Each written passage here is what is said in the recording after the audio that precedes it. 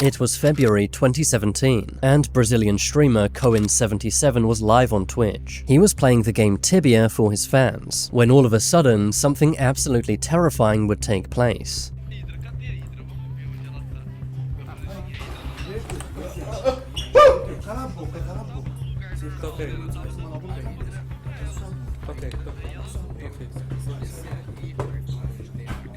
Out of nowhere, two armed men appeared behind Cohen. The streamer lets out a scared gasp, but manages to remain calm, before being walked off camera by the two men. Viewers in the live chat were stunned, with many thinking this was a set-up prank. Unfortunately for Cohen, this was totally real. After the two men walked him off camera, they searched his entire house. Before the stream cuts off, one of the two men wearing a blue hoodie can be seen. However, the camera was too low to capture his face. After the stream cut out, Cohen's viewers were very scared, thinking the two men might have harmed him or his family. But the streamer later made a post on Facebook, saying that the men did not hurt him or his family, and instead just took their belongings and car. He also expressed his thanks for his viewers' support. It was a horrible and scary situation, but thankfully Cohen and his family made it out okay.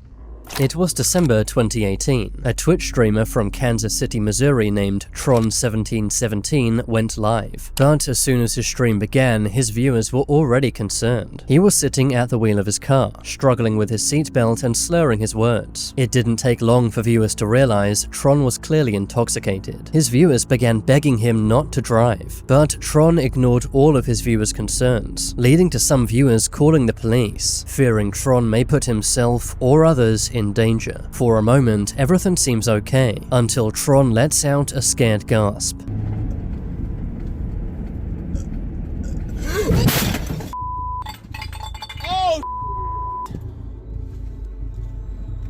He can then be heard cursing just before the stream cuts off. Understandably, his viewers were very concerned, fearing he might be seriously injured or worse. Thankfully, Tron was uninjured in the crash. He had hit a light pole and got a DWI charge, after his own viewers called the police. Tron also received a temporary ban from Twitch. Thankfully, in this case, no one was hurt, but things could have been so much worse. It was September 2018. One of the most popular Twitch streamers at the time, Dr. Disrespect, was playing Call of Duty, doing so in front of tens of thousands of fans. But as he was playing the first-person shooter, a shooter would target him in real life. As he was playing, he was startled by a series of loud noises, causing him to walk off camera. Oh, man! I'm just not finishing.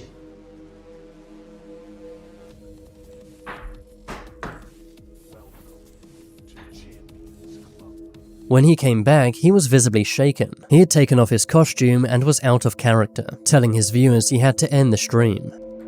Ladies and gentlemen, I gotta end the broadcast right now. Someone shot at our house, broke the upstairs window. This is the second shot. Someone shot yesterday at our house, and someone shot again right now and connected with the house upstairs. Right? You're driving by. Right? You Dr. Disrespect was visibly irate, which is understandable as his wife and child were at home, and could have easily been injured or worse. Months earlier, Dr. Disrespect had been a victim of swatting, a crime where people make fake police reports, causing a SWAT team to raid the victim's house. This shows how dangerous live streaming can really be. Soon after the shooting, Dr. Disrespect moved house, and has since been very careful to never show off his house, his street, or the neighborhood he lives in.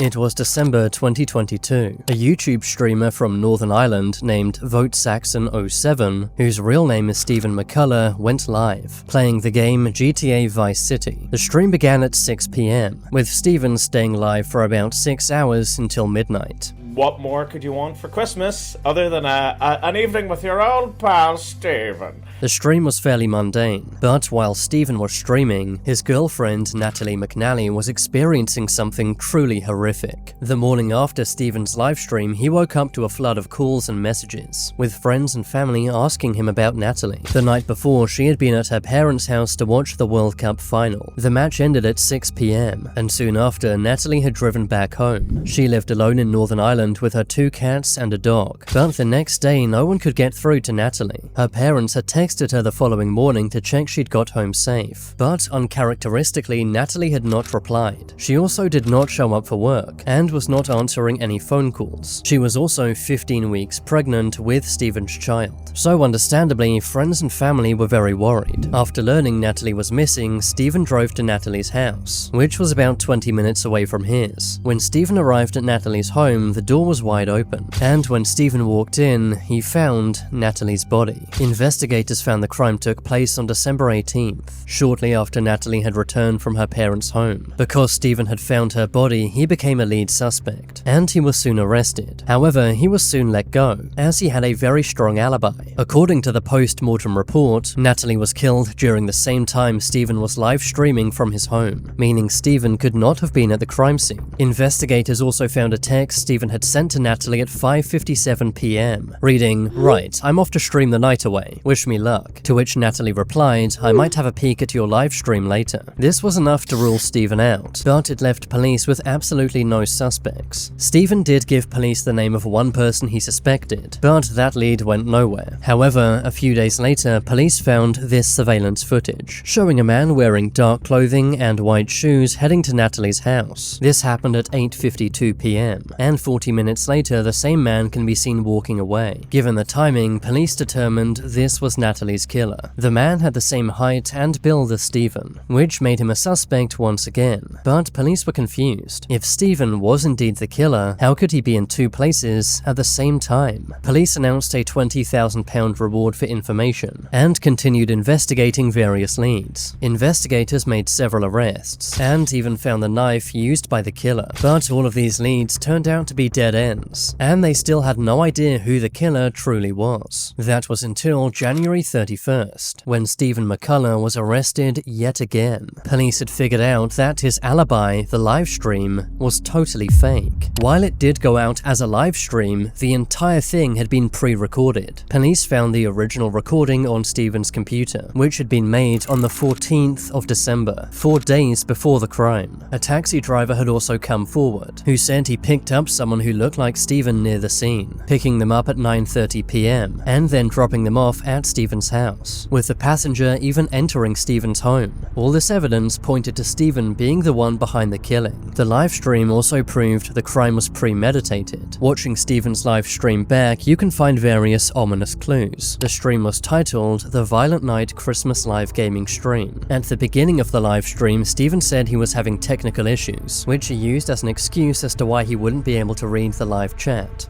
Well, because this streaming software is kind of up the left, it means I can't check the live chat, which is a real shame. So, by all means, talk amongst yourselves. Stephen also made sure to repeatedly mention what day it was. Hello to all on this glorious Sunday evening. He also sang about needing to kill someone in the game, which could be a hint about what he was going to do to Natalie. I need to kill this. I need to take her down. At one point in the stream, he even says Natalie's name, which he finds oddly amusing. That's what would happen in the real world. Abso-notly. Abso-notly. But the most egregious hint happens midway through the stream. While Stephen was taking a break, the movie poster for No Time to Die comes up on screen. Stephen claimed this was an accident, saying that he had dropped his controller, which had made the graphic come up. But since we now know the live stream was pre-recorded, this means Stephen edited this graphic in on purpose. The movie poster comes up at around 9:15 p.m, which is exactly when Stephen was at Natalie's house, meaning this was likely a disturbing hint. Stephen was likely so brazen because he thought he had the perfect alibi, and to be fair, he nearly did get away with it. The most eerie part is the text from Natalie, saying that she might watch the live stream, meaning that she might have been watching Stephen when he entered her home. Stephen has been charged with her murder, but years on, is still awaiting trial. It was January 2021. German Twitch streamer JDN was streaming as she normally does, which is when she got a phone call from her dad. She answers the call, but when JDN hears the voice on the other end of the phone, she is visibly disturbed. Oh wait, my dad is calling. Hold on. Hallo Papa. Instead of her dad, she hears the voice of another man, who tells her that he's with her father. The man goes on to say that if JD doesn't remove her clothing live on stream, he will end her father's life. Despite being terrified, JD keeps composed, but she is visibly concerned. The man on the phone then gets very angry, and begins shouting and cursing at JD. JD confirmed her father and family were safe, and then contacted the police. It turned out the man on the phone was JD long-term stalker. He had somehow spoofed her father's number, making it seem as if he was there with JD dad. Unfortunately, this was not the first time JD had dealt with stalking. The same stalker had sent 25 pizzas to her house. And the person ordered 25 pizzas from me. What the actual is wrong with you? She had also had the fire department called to her house after the stalker called saying that her apartment was on fire. Police did investigate the very creepy call, but unfortunately, the stalker was never found. It was November 2014. A man named Benjamin Bennett was streaming his very bizarre series, called simply Sitting and Smiling, where he does just that. Every week for several hours, Benjamin would sit and smile at the camera, not talking or moving. Benjamin's streams were a piece of endurance art, which is where an artist endures an unpleasant activity for a long period of time. Almost all of Benjamin's live streams were totally boring and mundane, which was kind of the point, but this would change on November 25th. Around 2 hours into the 4-hour live stream, a burglar can be seen opening Benjamin's door. Hello?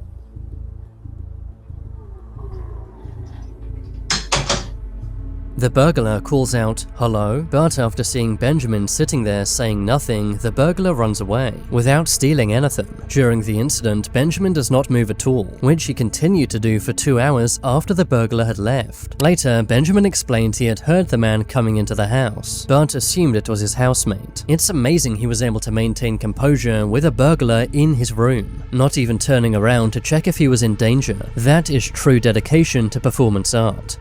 It was 2020. A Twitch streamer named I'm Jasmine was in Japan. Everything was normal at first, but as she sat down to eat, something bizarre happened. A strange man stops in the street to talk to Jasmine. Hello. Hello. Hello. She tells the man she's on live stream and to please leave her alone, but that's when the man gets way too close. Thank you so much. Oh, hi. Hello. Hi. Oh my god, why are you touching me? No, come on, stop. I'm sorry. No. No, yeah, this is live stream. She tells the man to stop many times, but he totally ignores her. No, don't stop, man. Man, stop touching me, man. No. At this point, Jasmine decides to go home. Oh my god, man, I gotta go. Stop following me. Oh my god. I hate this guy. But now knowing Jasmine is going home, the man tries to stalk her, possibly to find out where she lives. At this point, Jasmine begins to cry. Always been feeling unsafe. And I hate that because, like, I want to be able to, like, stream it myself and be okay. Not, like, leave and then 5 minutes later someone touches me weirdly, like, all the time. Thankfully, the stalker eventually leaves. A few days later, Jasmine posted a video talking about the incident, saying that at first she was laughing as a defense mechanism, when in reality she was shocked and scared. It's scary the man did this knowing he's being live streamed. It really makes you wonder what he might have done if there were no cameras at all. It was September 2021. Popular streamer Trainwreck's TV was streaming from his apartment. It was a pretty mundane stream, with him simply talking with his live viewers. But that's when something deeply unsettling takes place. A bright green light was shined into his apartment. I answer the call, he lets this beautiful streak out. T-Dub? What the f?